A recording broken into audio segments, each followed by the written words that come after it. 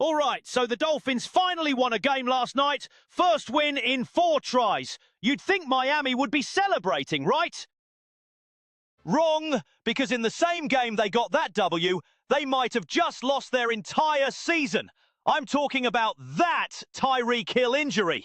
And when you see what actually happened on this play, and then what happened after, man, this story gets wild. Let's break it down. Third quarter, Monday night. Dolphins up against the Jets. Tua hits Tyreek with a 10-yard pass. Nothing crazy, just a routine catch. But watch this. Watch his left leg as he plants and gets tackled. Pause on the moment, there. You see that? The knee just goes, and not in a good way. Sources are calling it an ugly angle, which is NFL speak for, yeah, that's really bad. Now here's what got me. Medical staff sprints out there immediately. Both teams take a knee. They bring out the cart and an air cast. When you see an air cast on the field, that's never good news. But then, and this is the part that's honestly kind of surreal, Tyreek's on the cart and he's smiling, waving to fans, clapping, cheering, like he just scored a touchdown instead of potentially ending his season.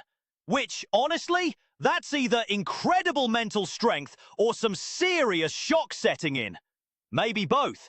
So they cart him off, rush into the hospital, and here's where the story splits into 3 different versions depending on who you ask.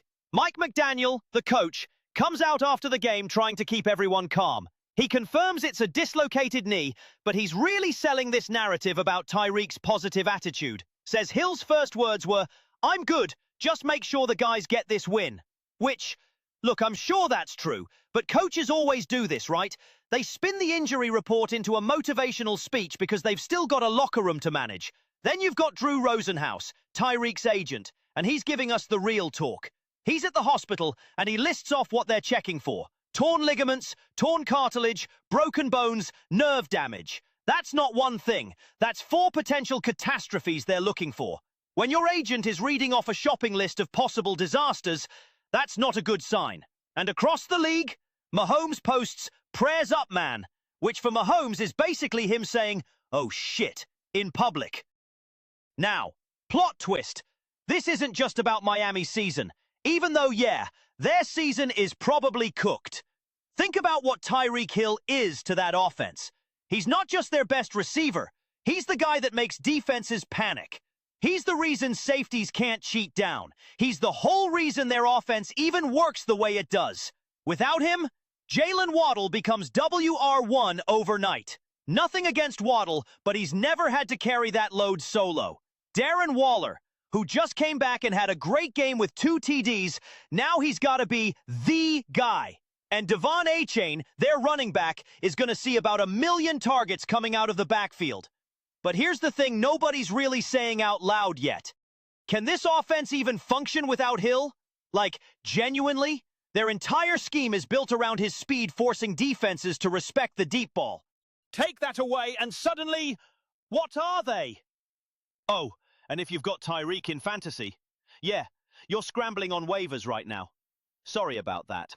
So what's next? They're waiting on MRI and CT scan results, but let's be real.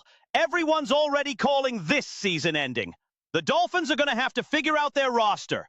Maybe they promote Malik Washington. Maybe they look at their practice squad. Free agency? Not great options out there.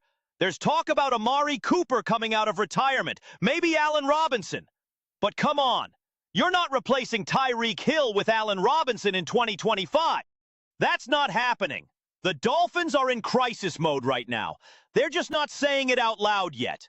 McDaniel's got maybe the biggest coaching challenge of his career ahead of him, because he's got to completely rebuild an offense mid-season without his best weapon. Look, injuries are part of the game. We all know that. But watching one of the most electric players in football go down like that and then smile and wave on the cart, that's going to stick with people. The Dolphins are 2-2 now, and honestly, they might not win another game this season. That's not me being dramatic. That's just the reality when you lose a player like Tyreek Hill. We'll keep you updated as more info comes out. Drop a comment if you think Miami can actually survive this, because I'm not convinced.